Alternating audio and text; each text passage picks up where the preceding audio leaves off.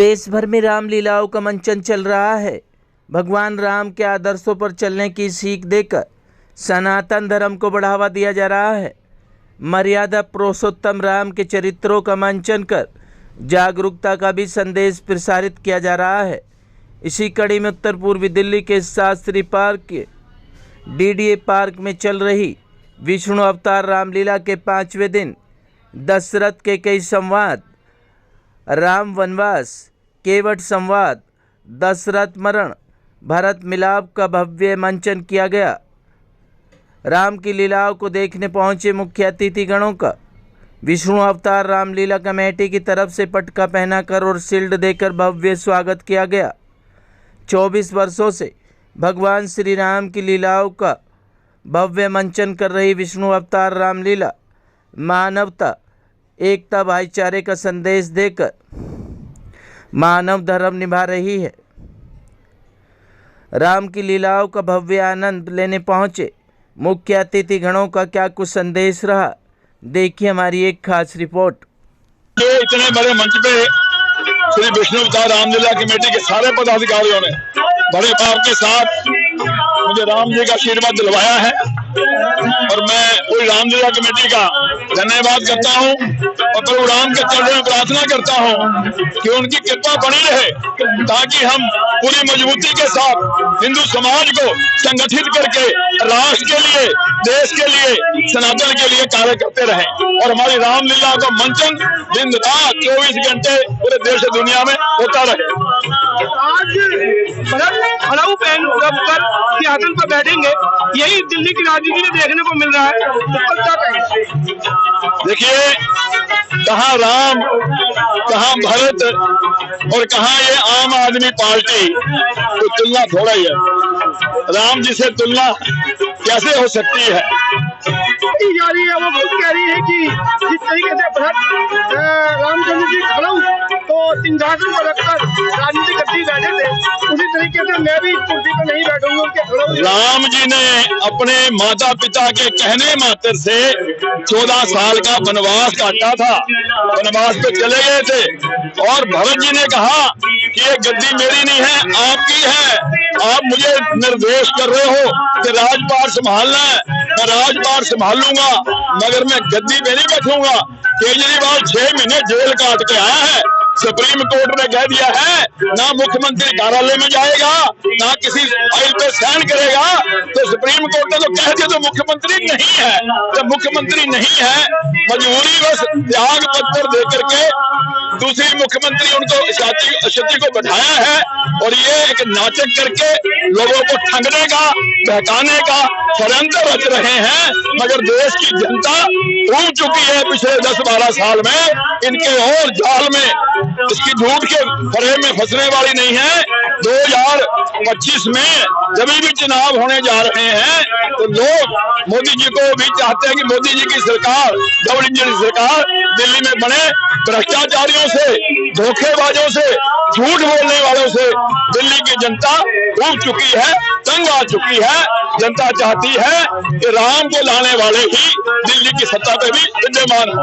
मैं doctor UK हमने विचार लिया विष्णु अवतार रामलीला कमेटी के परमार्थ मार्ग ही में सामने यहाँ पर हम अपना जीवन शेष बिताएंगे। कथा के दर्शन करने आया हूँ। कुंवर तुम्हारे रामचंद्र लीला शासन का सेवा प्रेम, लक्ष्मण जी का भाई के लिए प्रेम, ये सब बार बार देखें, 1000 बार देखें तो भी ऐसे लगता है कि जैसे कुछ नया सीखने को मिलता है। लगभग 10 वर्षों से मैं लीला से जुड़ा हूँ और मुझे प्रसन्नता होती है कि परमपिता हम लोगों को बार बार इस कार्य के लिए खींच कर लेके आते हैं और अपने दिव्य दर्शन यहाँ पर कराते हैं।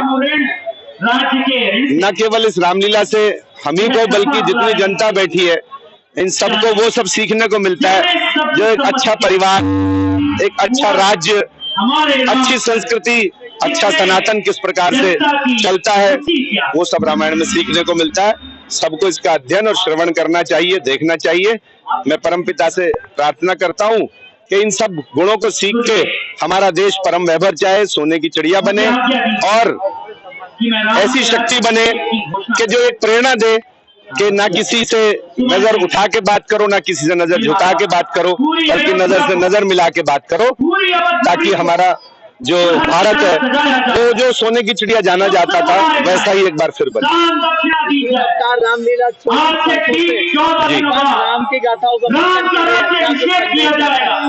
संदेश तो राम जी का नाम ही अपने में एक संदेश है। जिस देश में ऐसे मर्यादा पुरुषोत्तम पैदा हुए, जिन्होंने अपने जीवन की जरा सी भी चिंता ना करते हुए जो माँ ने, जो पिताजी ने, जो भाई ने, जो बहन ने, जो किसी ने भी कह दिया उसका पालन किया, वो सीखने को मिलता है। आप बेशक थोड़ा कष्ट में रहे, थोड़ा क्या 14 साल का कष्ट छोटा नहीं होता, लेकिन अगर आपकी माता खुश होती है, अगर आपका परिवार प्रसन्न होता है, तो आप उसके लिए भी तुरंत जो है वो तैयार रहते हैं। आप भगवान हनुमान जी से सीख सकते हैं किस प्रकार आप एक सेवक बन के भी भगवान को प्राप्त कर सकते हैं। और लक्ष्मण जैसे, भरत जैसे, शत्रुघ्न जैसे भाई ऐसे परिवार में हो, तो मुझे नहीं लगता कुछ और जीवन में सीखने की जरूरत है। हमें प्रेम और पांचों अवगुण, लोभ, मोह, काम, क्रोध, ईर्ष्या, इन सब से छुटकारा मिलता है अगर हम बार बार ऐसी रामायण को देखने की चेष्टा करें। सबसे पहले तो मैं आपके चैनल के माध्यम से सभी दर्शकों को बहुत बहुत शुभकामनाएं देती हूँ नवरात्रि की, और सभी को जय श्री राम। और जैसे कि आप देख रहे हैं आज पंडाल में कितनी भीड़ है।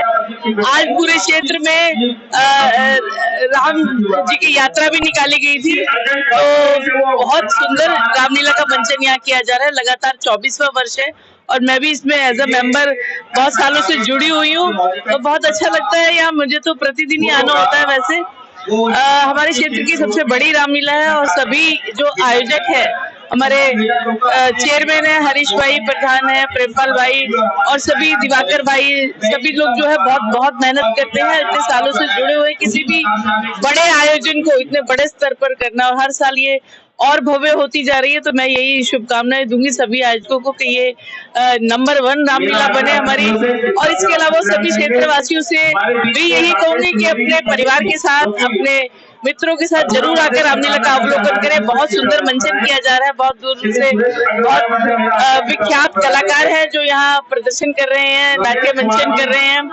और इसके अलावा यहाँ दशहरे के उपलक्ष्य में झूले भी लगाए गए हैं। आप देख सकते हैं यहाँ लाखों लोग जो है यहाँ पंडाल में आए हुए हैं, जो झूला भी झूल रहे हैं, बच्चे बहुत एंजॉय कर रहे हैं। इसके साथ ही एक और बड़ी बात है कि हम अपनी सभ्यता, अपनी संस्कृति से जुड़े रहे, अपने बच्चों में भी वो संस्कार दे पाए। तो सभी को जय श्री राम। देखिए, मैं बताना चाहती हूँ, विष्णु अवतार रामलीला कमेटी ना हमारा परिवार है, क्योंकि कोविड के समय में जब पूरी दिल्ली की रामलीला बंद थी, उस समय भी ये एकमात्र रामलीला थी दिल्ली की जिसका मंचन हो रहा था। इस परिवार के साथ हमेशा हम खड़े रहे, क्योंकि जितने भी इसके हमारे बुजुर्ग सदस्य हैं वो सभी मेरे लिए पिता तुल्य हैं। तो मैं उन्हें सादर नमन करती हूँ कि इस उम्र में भी वो इतना सफलतापूर्वक इस रामलीला का मंचन कर रहे हैं, वो वाकई वंदनीय है। परमात्मा उनको दीर्घायु दे, मैं यही प्रार्थना करती हूँ।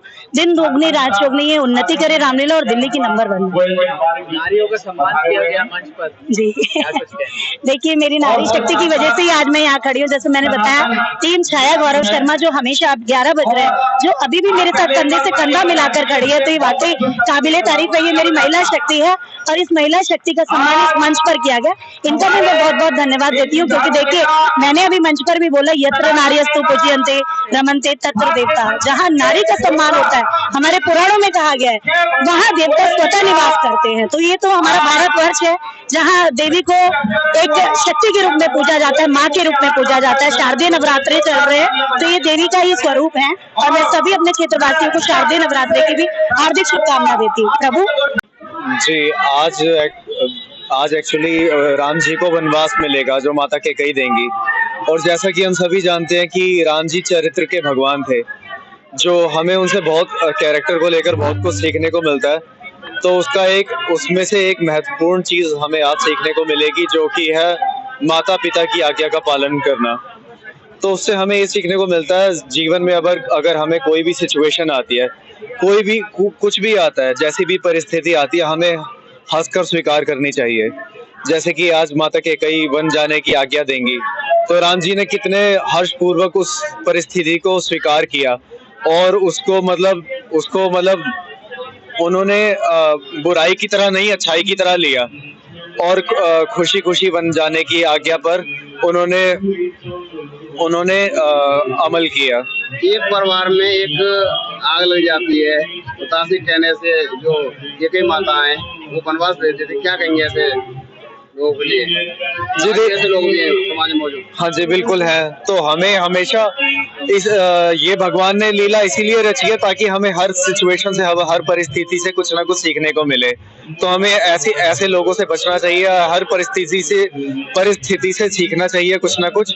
लेकिन उसके बाद भी हमारी इच्छा विरुद्ध कुछ सिचुएशन ऐसी आ जाती हैं, हमसे गलतियां भी हो जाती हैं जो नहीं होनी चाहिए, तो हमें उसे भी स्वीकार करना चाहिए। और उसके अलावा अगर कुछ ऐसा हो भी जाता है तो हर सिचुएशन के पीछे कुछ ना कुछ अच्छा होता है। जो चीज हम नहीं चाहते वो भगवान चाहते हैं। अगर ऐसा कुछ हो भी जाता है तो उसे भगवान की इच्छा समझनी चाहिए। सर, दूसरे बहकाए में लोग आ जाते हैं, उनके लिए क्या कहेंगे? पुत्र कुमाता हो जाता है लेकिन माता कभी कुमाता नहीं होती। आज यही रोल आपको निभाना है, क्या कुछ कहेंगे? जी, ये बात तो आपने बहुत अच्छी कही है कि माता कभी कुमाता नहीं होती। तो हमें सबको पता होगा कि कई माता जो थी वो कई माता में मतलब वो बहुत ही ज्यादा बुद्धिशाली थी। मतलब उनमें बहुत ज्यादा उनमें ज्ञान की कोई कमी नहीं थी। तो उन्होंने जो कुछ भी किया था उन्हें सब कुछ पता था कि आगे क्या होने वाला है, क्या नहीं होने वाला। तो उन्होंने जो राम जी को वन जाने की आज्ञा दी उसके पीछे भी बहुत बड़ा रीजन था और वो उन्हें पता था। इसीलिए माता कभी नहीं चाहती कि बच्चों का बुरा हो। और कई बार ऐसा होता है कि चाहे मैं ही हूँ, चाहे कोई भी है, माता पिता की कोई भी बात हमें अच्छी नहीं लगती, हम एक बारी में बिगड़ जाते हैं, या कोई भी इंसान हो। तो हमें ये बात हमेशा ध्यान रखनी चाहिए, चाहे कोई भी हो, जीवन में कोई भी हो, कोई भी हमारा अच्छा सोच सकता है, कोई बुरा सोच सकता है, लेकिन माता कभी भी आपका बुरा नहीं सोचेंगी। एक माता ही है जो आपका हमेशा के लिए अच्छा ही सोचेंगी, जिन्हें आपसे कोई एक्सपेक्टेशन नहीं रहेंगी। जी देखिए, जहाँ राम है वहीं सीता है, तो मुझे उनका पूरा साथ निभाना है, चाहे वो राजमहल में हो, चाहे वो वन में हो। वो है तो मेरे स्वामी, तो जैसा वो रहेंगे वैसा ही मैं रहूंगी उनके साथ। संसार में एक कहावत है, पुत्र कुमाता हो सकता है लेकिन माता कभी कुमाता नहीं होती है। इस पर कुछ प्रकाश डालेंगे? देखिए, मेरा कहना ये है कि माता का जो स्थान है ना, वो सिर्फ माता का है, वो स्थान कोई ले ही नहीं सकता कभी। पत्नी का भी एक कर्तव्य होता है, एक स्थान होता है, लेकिन जो माता का स्थान है ना, वो मैं कभी नहीं मानती कि वो एक पत्नी ले सकती है, और पत्नी का स्थान भी कभी माता नहीं ले सकती, क्योंकि दोनों में बहुत अंतर है। पर कहने को दोनों का प्यार एक सा ही होता है, साथ में जोड़कर रखने वाला और अपना मानने वाला। और सम्मान के साथ होता है ना, क्या बताना है? आज का जो सम्मान है, जैसे आप जी बताइए। अगर आप बहुत मना की जाती है फिर भी सीधा बन में जाती है, क्या कहेंगे? देखिए, बात वही आ गई घूम फिर के, अगर माता ने आज्ञा दी है ना, तो माता की आज्ञा का पालन होगा, क्योंकि माता जो चाहती है वो अच्छे के लिए ही चाहती है, वो अपने बच्चों के हित के लिए ही सोचती है हमेशा। तो संवाद बोलना चाहेंगे जो अभी बीच में फिल्माए जाएंगे? देखिए, संवाद तो मैं आपको एक डायलॉग बोलती हूँ, मैं जनक नंदिनी सीता हूँ, सावित्री बन दिखलाऊंगी, उपदेश ये धर्म सनातन का दुनिया भर को बतलाऊंगी, निज आन रहे कुल शान रहे, मैं वन को साथ ही जाऊंगी, ऋषियों में कुटिया में रहकर मैं 14 वर्ष बिताऊंगी। वैद्य बाबूराम वर्मा, 15 सालों का इलाज का भरोसा। हमारे यहाँ आयुर्वेदिक औषधियों के द्वारा सभी बीमारियों का सुविधाजनक इलाज किया जाता है, जैसे खांसी, सांस, दमा, बुखार, टाइफाइड, मलेरिया, पीलिया, बवासीर, शुगर, हेपेटाइटिस, खूनी बवासीर, पिरमे, श्वपनदोष, लघु शंका आदि का इलाज आयुर्वेदिक पद्धति द्वारा किया जाता है। इसके अलावा सभी बीमारियों की जांच भी तसल्ली बख्श की जाती है, जैसे अल्ट्रासाउंड, एक्सरे, ईसीजी, रक्त, मलमूत्र, वीर्य की जांच इत्यादि। हमारे यहाँ दिल्ली सरकार द्वारा टीकाकरण, टीबी का इलाज व जांच मुफ्त की जाती है। हमारा पता है वैद्य बाबूराम वर्मा, चैरिटेबल सोसाइटी, 329 गली number 9, Mandoli extension, near Nand Nagri bus depot के सामने, दिल्ली 93। आप हमारे नंबरों पर भी संपर्क कर सकते हैं। हमारे फ़ोन नंबर हैं 9213329205, 9211478312, 9910418312। आप हमारे चैनल पर भी दिए गए नंबरों पर भी संपर्क कर सकते हैं।